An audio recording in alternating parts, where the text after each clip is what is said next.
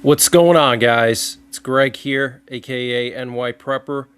It is Sunday, December 28th, 2025, and I have some breaking news to share with you guys. Right now it is 1923 Eastern Time here in the United States, and I hope everybody had a great Christmas holiday weekend. So we have some major breaking news to catch up on here. Now, earlier this afternoon, Zelensky went to Mar-a-Lago to meet with Trump and discuss the peace plan with Russia.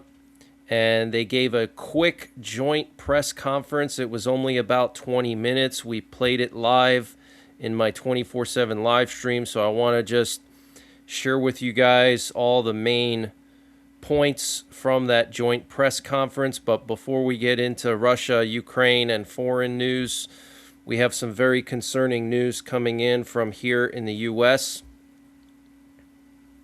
So we're hearing reports that major cities across the United States and in the Western Hemisphere are canceling New Year's events over credible terror threats. We're hearing that Paris, France, Sydney, Australia have canceled some New Year's events and are on high alert, and also Chicago and New Orleans are on high alert as well. So we have to be on very high alert over the next couple of days for any kind of terror attacks on New Year's. And I wanted to update you guys on 3i Atlas. So we're hearing that a still frame extracted from video footage of 3i Atlas recorded on December 23rd is intensifying scientific scrutiny after revealing a configuration that departs sharply from standard comet behavior. The frame shows multiple discrete luminous bodies arranged around a brighter central mass, all captured simultaneously within a single video frame. Crucially, the same configuration was independently recorded by Rays Astronomy, confirming that the phenomenon is not just an instrument-specific artifact and elevating the image from curiosity to evidentiary data. Wow. So some kind of strange luminous bodies around the central mass, which is different from standard comet behavior. Wanted to just summarize the Trump-Zelensky press conference earlier. So Trump said that he's on the side of peace and he's on the side of stopping the war, basically saying he's not taking any side. He just wants a peace plan and he wants the war to end. He also said that he doesn't just want a ceasefire, he wants a permanent peace plan. And he said that Putin also wants a permanent peace plan as well. And interestingly, Trump said that Russia wants to see Ukraine succeed. And he said that Russia would help with reconstruction in Ukraine. That was pretty funny to hear. And Zelensky said that he had a great discussion with Trump. He discussed all aspects of the peace plan, and apparently there's a 95% agreement. There's just one or two topics, mostly the Donbass region and territorial exchanges between Russia and Ukraine, and the Zaporizhia nuclear power plant that haven't been agreed upon between Ukraine and Russia. Trump said that he doesn't like to say percentages, but probably 95% there on a peace plan. He said one or two thorny issues still remain. Trump said he's willing to visit Ukraine and speak in front of the Ukrainian parliament if it helps in ending the war. That's pretty interesting.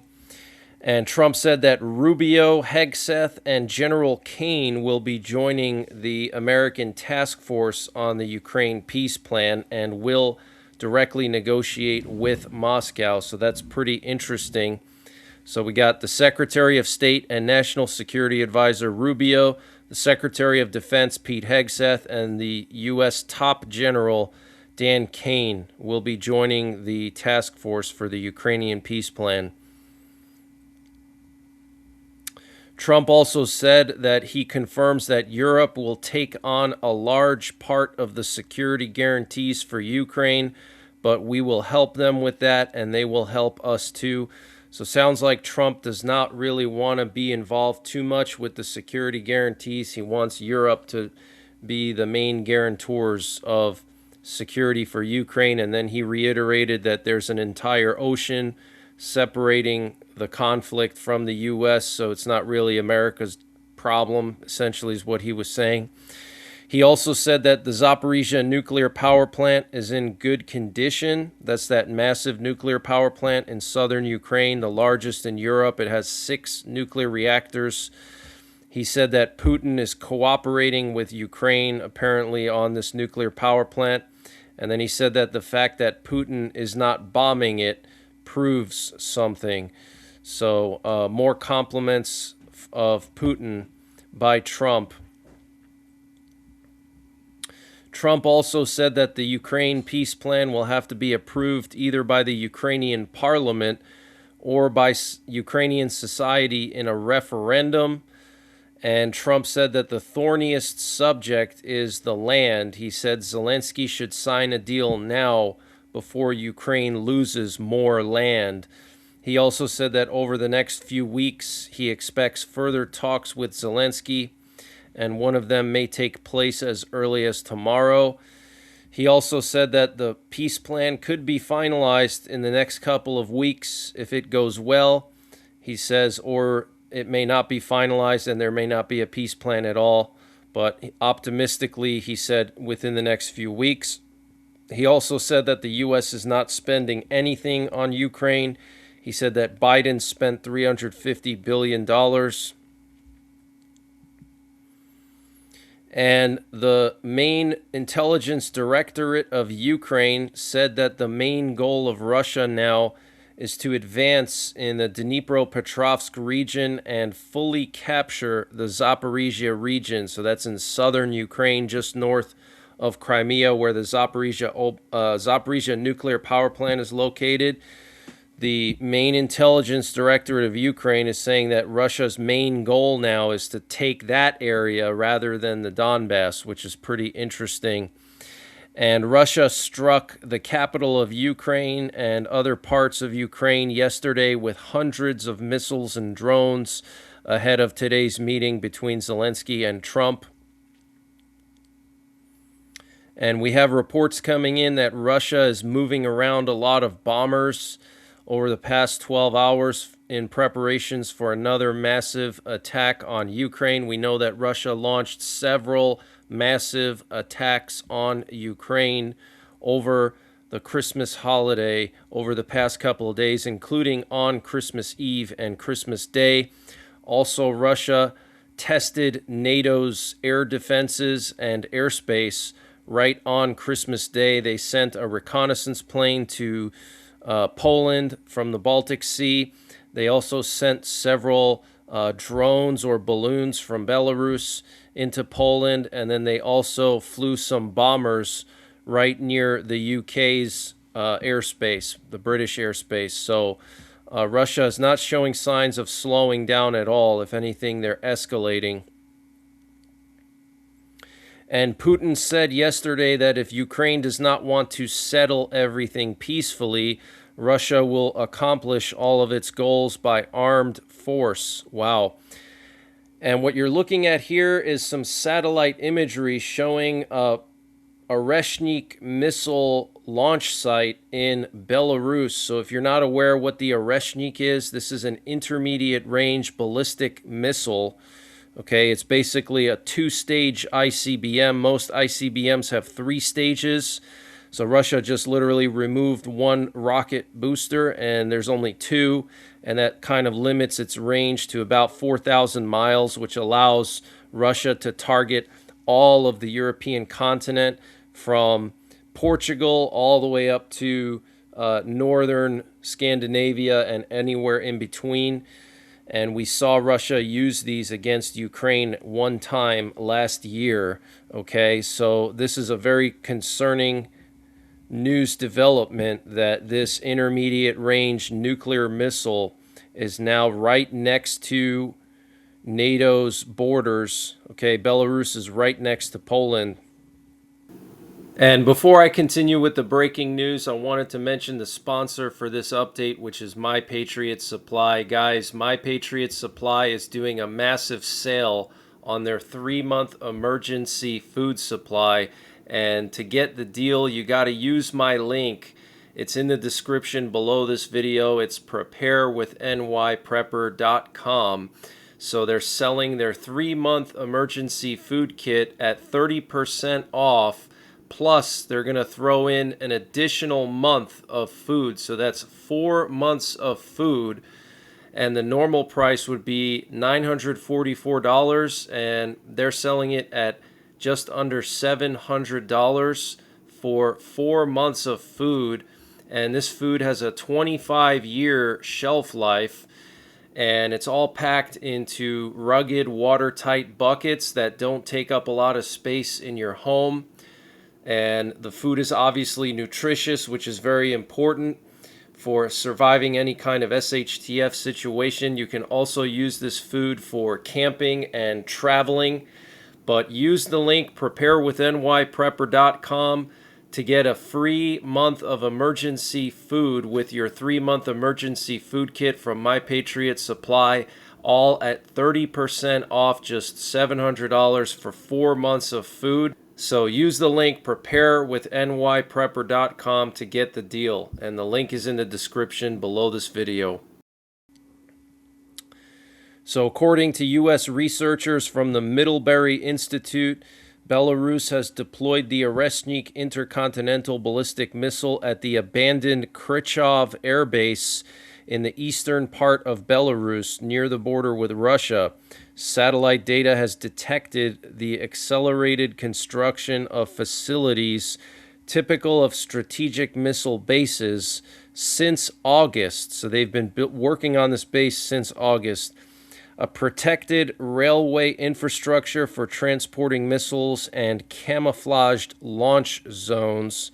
So very concerning. Belarus President Lukashenko confirmed on December 18th that the first Oreshnik systems arrived the prior day, so December 17th, with up to 10 planned launchers, calling it a response to Western aggression. The road-mobile missile, capable of Mach 10 speeds and reaching most of Europe, signals political deterrence amid tensions over Ukraine. So this is a road-mobile missile, guys. Okay, so these missiles stay in garages, and when there's a risk of military conflict, they move these trucks, massive trucks, out of the garages, and they disperse them into the surrounding countryside, which makes it very difficult to detect them. Okay, in heavily forested areas, it's hard to see them from outer space, and that's what makes them so dangerous. So up to 10 of these nuclear missiles will be deployed in Belarus, right next to Poland and NATO.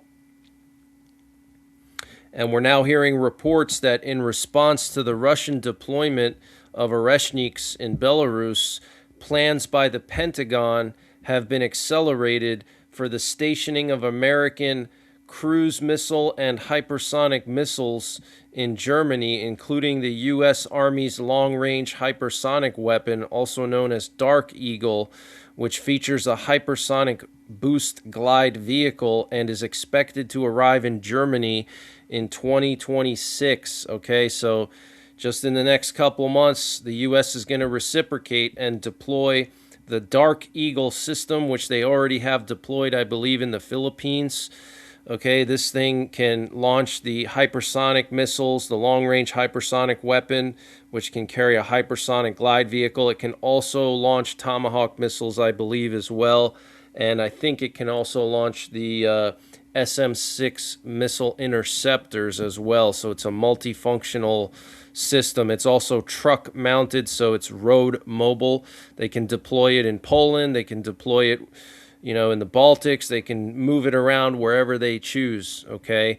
But this is massive news, guys. We're going back to Cold War times. During the height of the Cold War in the 80s, you know, the U.S. and Russia had nuclear missiles pointed at each other in Europe. Okay, Poland under communism had like well over 200 nuclear missiles deployed in western Poland, right on the border of Germany back then. And now basically Belarus is taking over that job. So this is very, very serious, guys. And Zelensky said that equipment has been installed near the border in Belarus to help guide Shahed drones that Russia launches towards targets in Ukraine's western regions. According to our intelligence, equipment that is used for strikes against Ukraine and located in Belarus along the border is also mounted on residential buildings.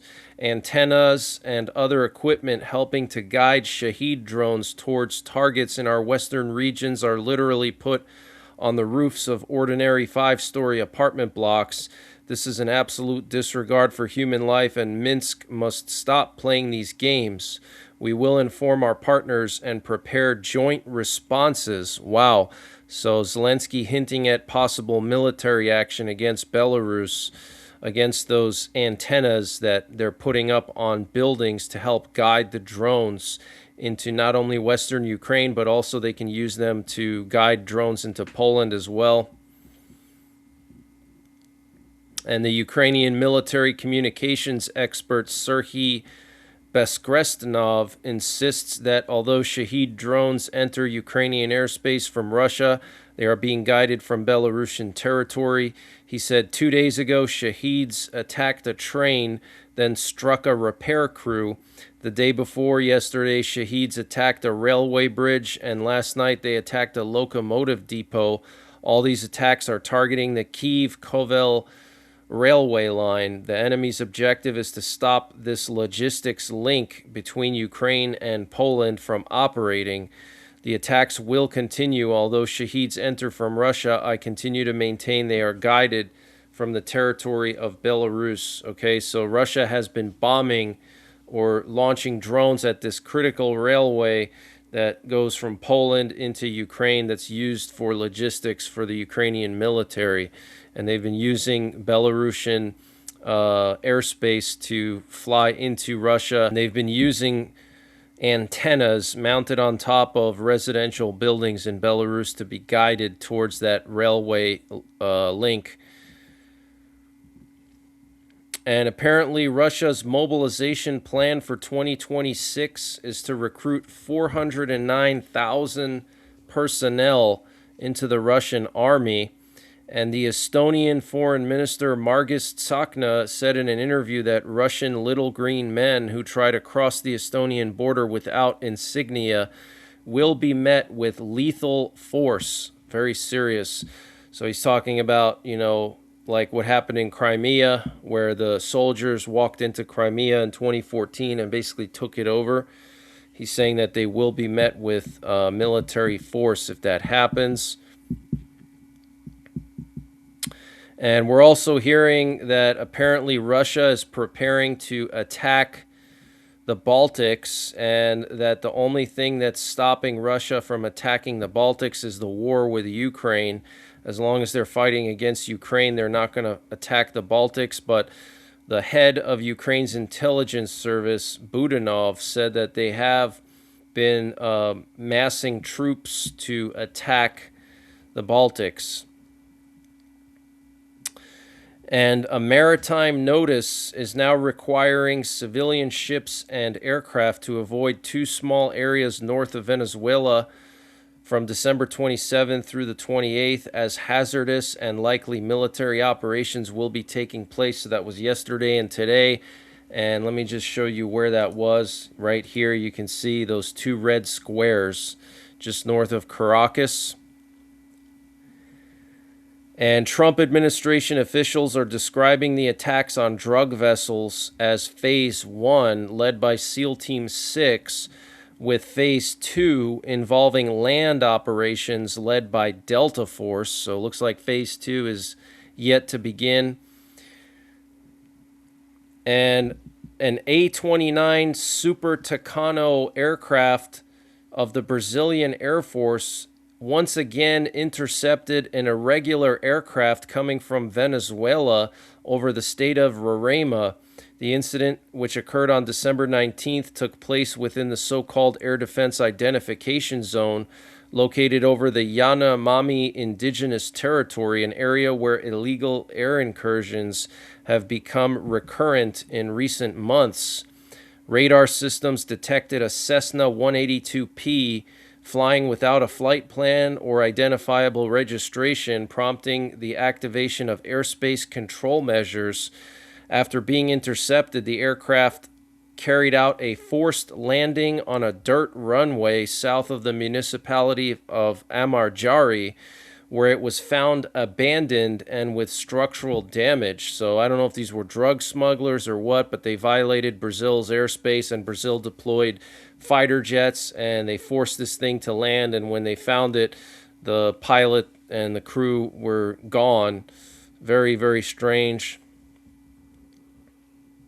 And Iranian President Masoud Pezeshkian stated in an interview published earlier today that Iran is in the midst of a quote-unquote total war against the U.S., Israel, and Europe, adding that any further acts of aggression against Iran would be met with a more decisive response from the Iranian military. Wow. And Iran apparently notified Israel via an intermediary that should Israel launch a major offensive against Hezbollah, Iran will directly join the conflict, okay? So threatening Israel if they go after Hezbollah again.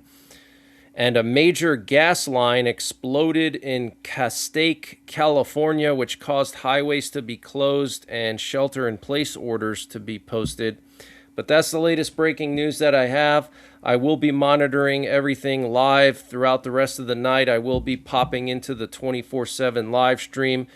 There were a lot of nuclear codes transmitted right after Trump and Zelensky's press conference. There's also been some encrypted data transmitting over the past couple of days on one of the U.S. nuclear war frequencies. So something's going on. I will be popping in and out of the live stream the rest of the night. And I will be back tomorrow with more breaking news. And until the next time, take care, God bless, and don't forget the 3 Ps. Prepare, practice, and persevere. And this update was sponsored by EMP Shield. Guys, EMP Shield has created a special discount just for you, the listeners of the NYPrepper channel. If you go to empshield.com and use the promo code NYPrepper, you can get 15% off your entire order. And why do you need an EMP Shield? Well, this is a special device to protect your vehicle, your RV, your solar generators, your radios from an electromagnetic pulse, which could be caused by a solar flare or potentially a rogue country like North Korea detonating an electromagnetic pulse weapon over the United States that's mounted onto a satellite. So protect your vehicles, protect your RV, protect your radios, protect your generators with an EMP Shield. Use my promo code NYPrepper to get 15% off. Installation is super simple. This is a veteran-owned business, 100% American-made, and the EMP Shields have been tested by the military, okay? And free shipping is included to the entire continental United States. And the link and the promo code are in the description below this video.